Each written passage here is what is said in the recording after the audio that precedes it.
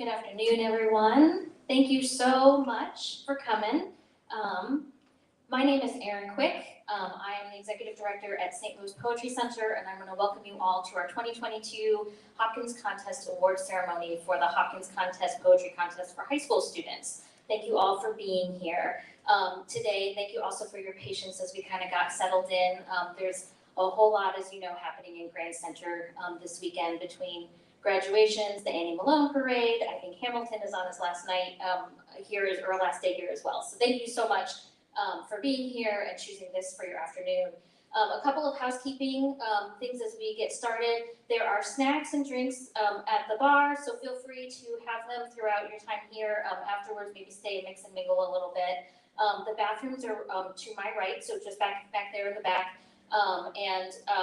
For those who are going to be reading, when you come up here to read, you're welcome to take your mask off if you have one, and then put it back on whenever you go back.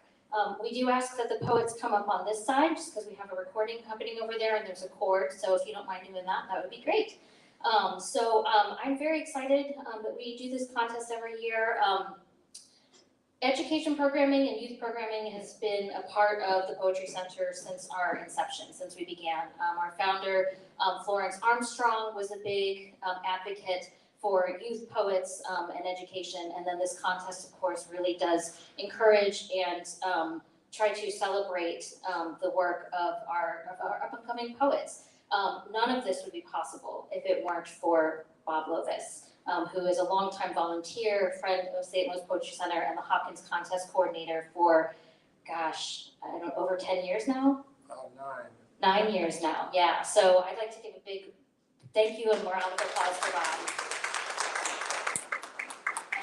He is very generous with his time, talent, and treasures, and really cares about this program and all of the writers that participate in it. So without further ado, I'm going to go ahead and turn it over to him to get us started, and he will be introducing the poets, and then they'll get to come up here and read. So thank you again for being here.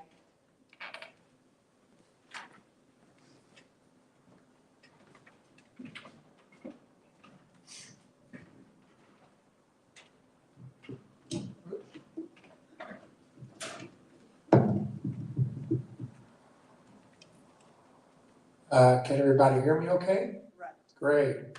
Well, I am excited to be here, and I am rejuvenated when I read the work of young poets and I get to meet them in person.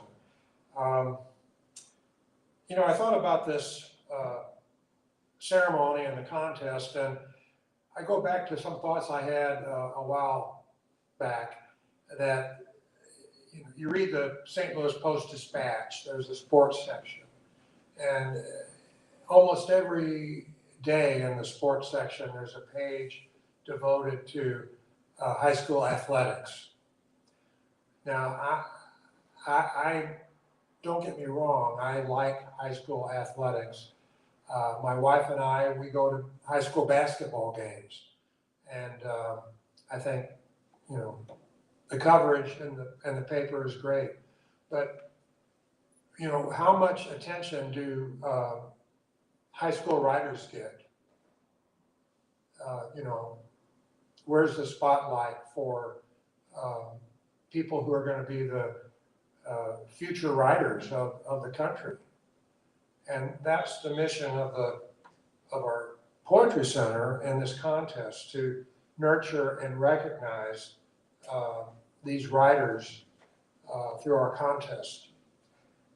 I'm thankful for the high school teachers that I had that encouraged me in my own writing career, and we want at the Poetry Center to give that, offer that same encouragement to the writers we're going to hear today. And we do that with hard cash. This is probably the first time some of our writers here have been paid for their work or have gotten money for their work, which is important. We give a cash prize of $225, $125, and $75 to the first, second, and third place winners, and we also have some gifts for the honorable mentions as well. This year, we received hundreds of poems from almost 100 students in the bi-state region. They're from public schools, private schools, they're from schools in St. Louis City, St. Louis County, St. Charles County, Franklin County, Madison and St. Clair counties in Illinois. I had the honor of reading all the poems that came in and selecting the finalists along with a former board member of the St. Louis Poetry Center, Nancy Pritchard, who is a fine poet and a friend of mine. And I want to give Nancy a round of applause for her contributions in helping to select the finalists.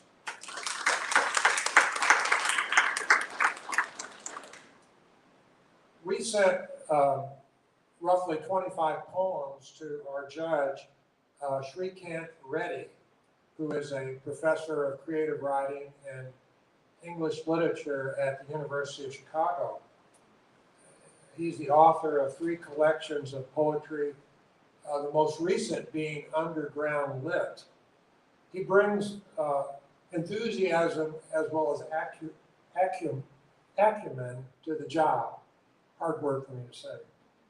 He says this: my favorite work of literature is to teach, is always the student's poem that happens to be on my desk at any given time.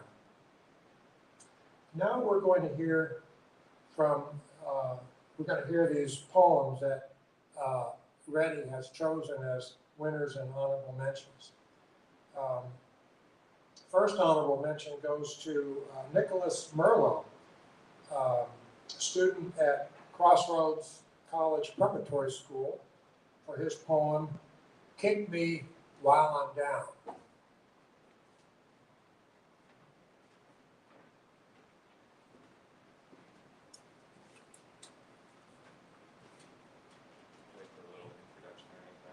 What's that? Should I just go straight in home? Yeah. Okay. Yeah. Mm-hmm. Hello, I'm Nicholas. Today we'll be reciting my poem, Kick Me While I'm Down. Yesterday, a shelf in my fridge fell off. The contents of the shelf, a mix of condiment bottles I rarely use, and a few sauce packets I had received from an order of Chinese food that I had stashed and subsequently forgotten about, fell onto the floor. I had been meaning to get the shelf fixed, having haphazardly taped it, which had come loose over time. I watched it. Day by day, as the tape weakened, first with the outer corners peeling upwards, as if in some strange prayer to the fluorescent light that stands at the top of the fridge. Looking down on its mighty congregation of rotten produce and old pizza boxes. Next, the grip began to loosen, the shelf slowly sagging until eventually hanging only by a thread, swaying slightly before it snapped, causing the spill. Yesterday, I spent 9 hours chained to my bed, unable to even sit up, for there was a hand holding me down, its calluses unfamiliar. It scares me how I had not realized my hands had become so rough. Yesterday, a shelf in my fridge fell off. The contents of the shelf, a mix of condiment bottles I rarely use and a few sauce packets I received from an order of Chinese food and that I'd stashed and subsequently forgotten about long ago, spilled onto the floor. One of the sauce packets stares up at me. The happy Buddha on its cover faded, its smile rubbed away. I don't know how much more of this I can really take. Thank you.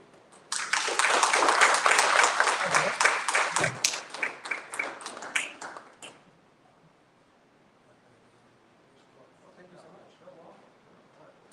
Thank you.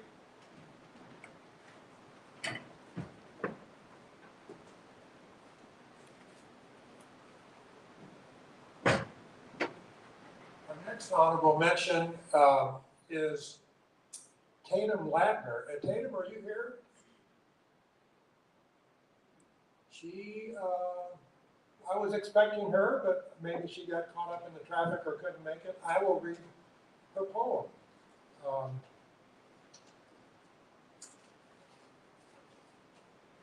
Tatum is a student at Clayton High School, and her poem is titled Brown Buttons. I know a trainer who wears a wrinkled shirt with brown buttons, the width of a dime, and he lugs 100-pound bale of hay and helps himself to stale corn tortillas, who tells his brother with a large sigh that it's hotter than yesterday and will be hotter yet tomorrow, that the damn air conditioner is broken, shaking his head side to side, praying for a win on Friday night, and is on his way with his hair slicked back with the gel from Mi Tierra that smells like the 7th grade and calloused poems. He spends a couple of dollars or so every Friday at the neighborhood bar, ordering his usual, a cantarito, with the bartender who gives him a soft smile, the only smile he's seen around here in years. He remembers when the track was full of life, when the people were happy, when microwaves and heaters were allowed in the dorms. He busts his knuckles on the cinder block wall and pulls his hand away, stinging pain, to mend his hurting, aching soul.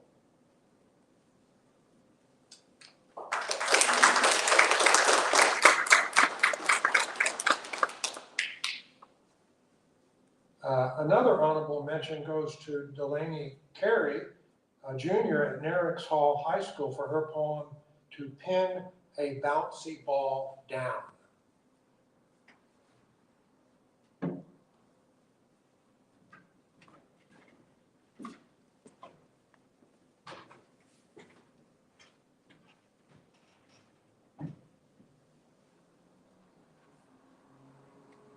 To pin a bouncy ball down. Day in and day out, I have been toying around with the idea that we live in a world that hovers in the universe.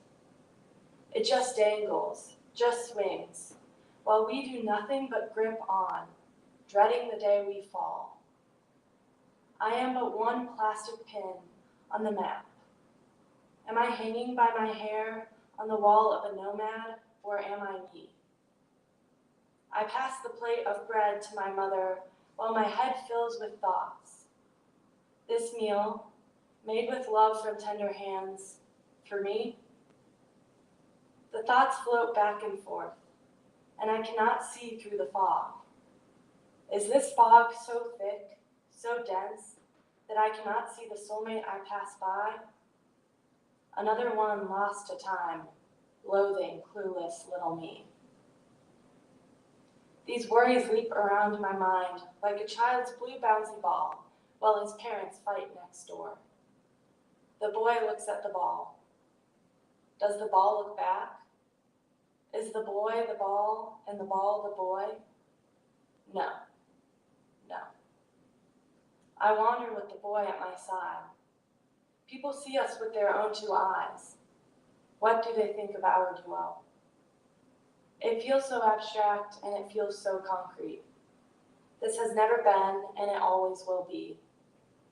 A mother holds your newborn, the picture of health, while I, 17, get blood drawn and beg for a diagnosis. A courthouse wedding celebrates passionate impulsivity, while a woman signs divorce papers with the notary. The world chews me up and spits me out. Where do my ideas go? Thank you.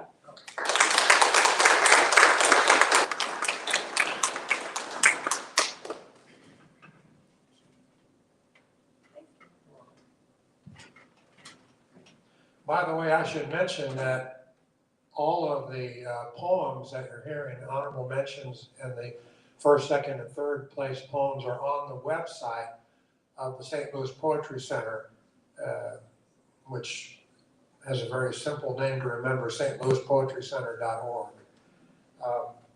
Our next honorable mention is by Charlie Wagner. And Charlie, are you here?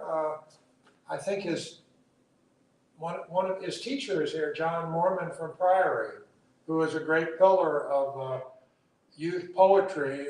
Priory stresses creative writing, and we've received many good poems from students at that school, and we've had many honorable mentions and winners from Priory. So, John, thank you for being here. I'm going to read Charlie's poem as soon as I get through the paperwork. The joke is, being a writer is a great thing except for the paperwork.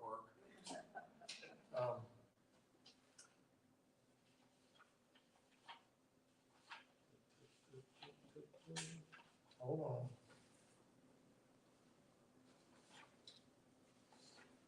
Here we go.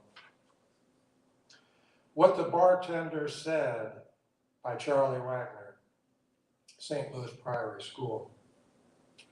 I meandered into the small bar on the corner. Nothing out of the ordinary except me. The old oak tables, the shiny crystal glasses, the fat man in the apron. He said, "What's your fancy, son?" I said, "Whatever is cold." He said he liked the Mets over the Yankees. He asked, "Why so glum, pal?" He said, "Am I supposed to laugh with you or cry with you?" I tried to walk away, but I was drawn back by the man, polishing his glimmering glass. He asked if I had a family. I said I did. He said that I would always have a place here, this bar, this place with the dimly lit light and the smell of garbage cans wafting in from the street and the jazz music that played all night long.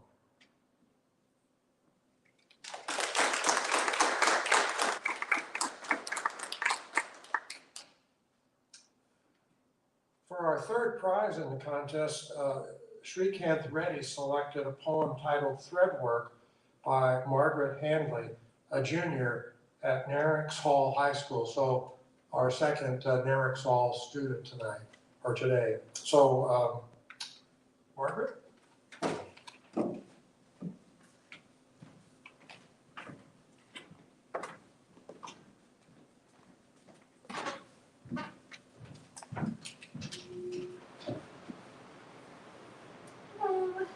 Okay, so yeah, my name's Margaret, and I'll be reading my poem Threadwork. Do you feel the needle sliding through thick cotton and muslin? Thread on thread again, and then twice more. Just needle and fabric. Simple, a bit like paper and a pen, gliding across ever-changing squares. Cloth or tissue, the sound remains the same. A husky whisper, bristles on soft hair, sound and then that nick of pain that's the flame. The prick of a pointed needle on a finger, red prints, broken blood blisters with cramped joints that will one day be of the many muscles bested by pain like snips of distinct industries. But I'll defend it, because pain means little in the end. Thank you.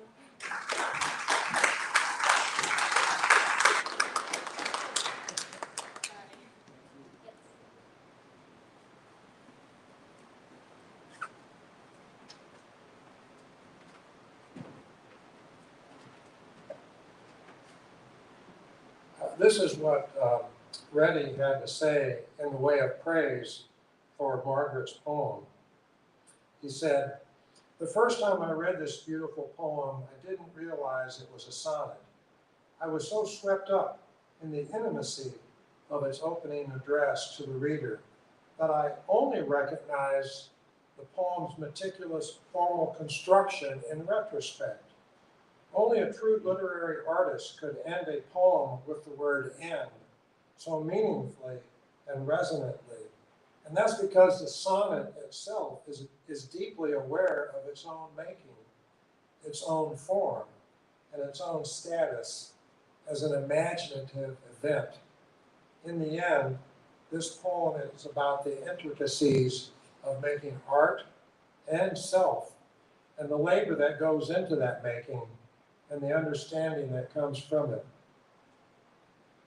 Our second prize belongs to Jelani Penny Johnson, a sophomore at Metro Academic and Classical High School, for the poem, "This is the Life We Have."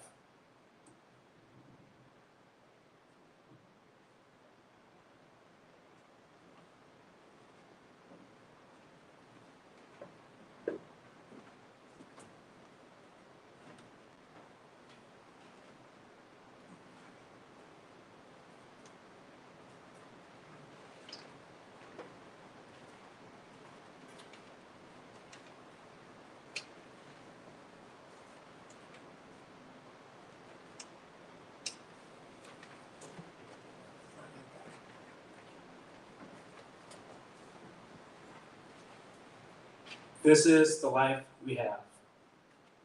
King Arthur of the red and blue lights totes his legendary caliber towards the red and blue Saxons. In seconds, it magnifies minute glances. Hourglass sands pass in silence. Everyday violence. Each year is more decadent than last. In this land of Erebus, a Cerberus creeps every corner. Heroes bear stillborn children. A Heracles dies every day. The 12 labors to describe our escape. Looking at the sun doesn't pay, so boys turn to the shadows. They take a crack at slipping between the cracks at the crack of dawn, folding cracking palms, holding back the arms of the law with our own, pitting divas for your swords and the Thunderdome, setting Shiva every time another steward leaves from home to grieve. Some tear away from the others and go alone. Kariah makes briars while Messiahs get stoned. Desires go up in fire while ire becomes throne. Brothers become bones, thrones turn to tombs. Tiaras are replaced for erotic eventides and violent vices. Eyes glow green and dreams become shards of dropped wine glasses. Walls become prisons, and passion turns to the fire that lights the stick. Smoke and black mirrors distract us from the truth that we can't escape. How do we have faith when the preachers are fake? Every choir sings the song of silence. Songs of sorrow are sung in church more than songs of faith. There's no God in the ghetto, it's just limbo in the valley of ashes. Crackheads lighters hold each on fire. Children pray that the father comes home, but the next day they cry. The lamenting screams become the Gothic sighs. In a land where everyone dies, the one who holds the wrath of God lives forever. Men put the faith in guns. They chase bullets in the attire of angels, give them wings, and let them make halos. Edens are laced with weed. Forbidden apples of the eye are stolen. Nobody can escape. People view our life through screams and lyrics. The decay is glorified until it seems good. They think the music is cool and repeat in real life what they've seen in shows. This is the life they want. This is the life we have.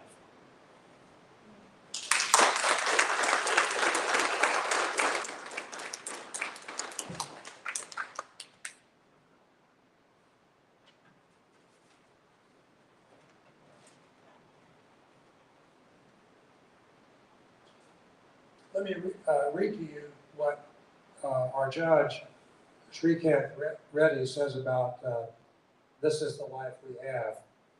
Street life and the world of myth are inseparable in this writer's urgent yet timeless imagination.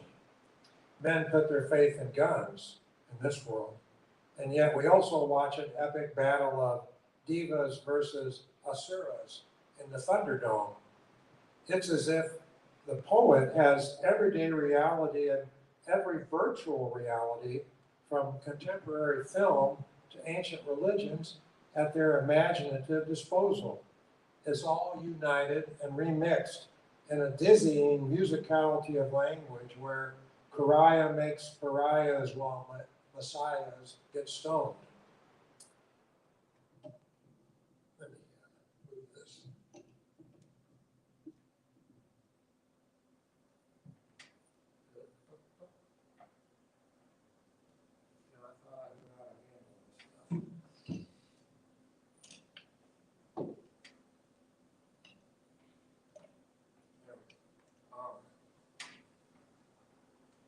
prize for first place goes to Tenley Hall, a student at Clayton High School, for her poem, Up North.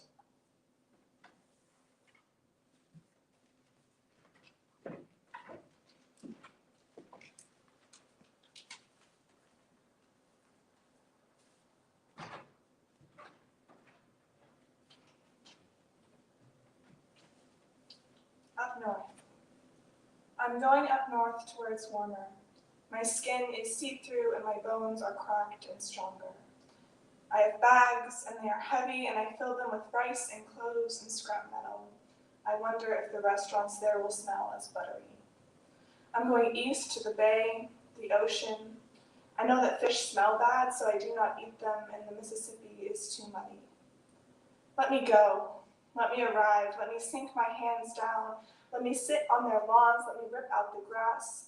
Let me be the familiar one that reminds them of the stars. Let me be new. Let me be fresh. The unexpected northern warm, the air by the sea turned to froth.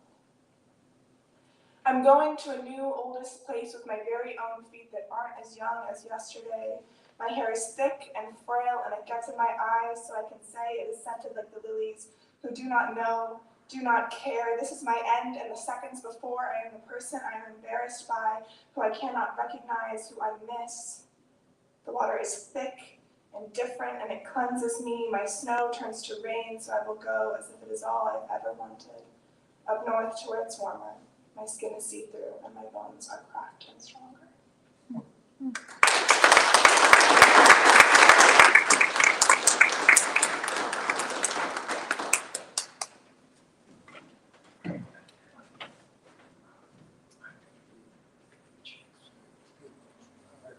I have checks for the two other winners, by the way. I forgot to give them to you, but you will get your prize money, believe me.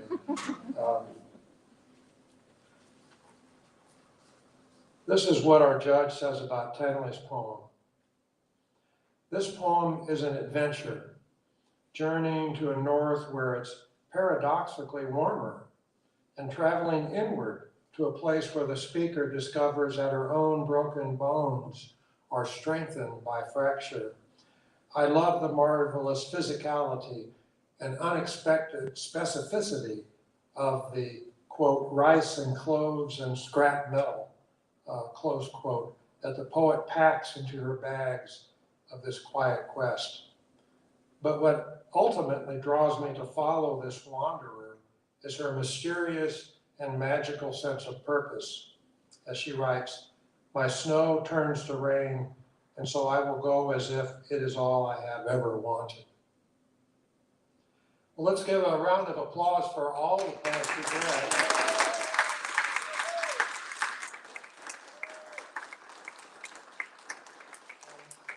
I have to say that they also read their poems very well too. Appreciate that. Are there any, besides John, who I've already spotlighted, are there any other high school teachers in the audience? If so, I don't see any hands, but we can at least give them a round of applause for all the, especially for the sake of all the people who see this video in the future. High school teachers have a lot on their plate, and if they can still teach creative writing and give students attention, they are going beyond the call of duty. So let's give a round of applause for them.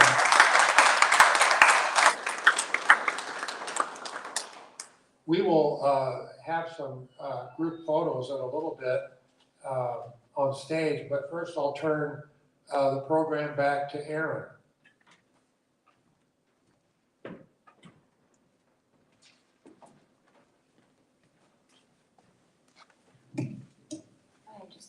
Short, I'm not even gonna hassle with it. Thank you all for being here. Thank you to all of the writers for sharing your work. The readings were wonderful, the poems were wonderful. For everyone here and also everyone watching, please go to our website, stlouispoetrycenter.org. All of the poems that you heard today are on the website. So in addition to the prize winners, everyone who read tonight is published officially online. So thank you for sharing your words with us, and of course the teachers as well who help to encourage these writers. we're gonna stick around for a few minutes to do pictures. If you wanna, feel free to grab some more snacks, and then we'll wrap up and folks can go home. We hope that those who submitted this year, if you're not seniors, if you are seniors, we hope you will continue writing and maybe come to an event of ours. But if you're not seniors, we hope you enter this contest again next year. We run this contest every year. Bob generously runs it every year. So we hope to have you enter it again and to, continue honoring your work. So thank you again. Keep writing. Keep writing. All right. Thanks, everybody.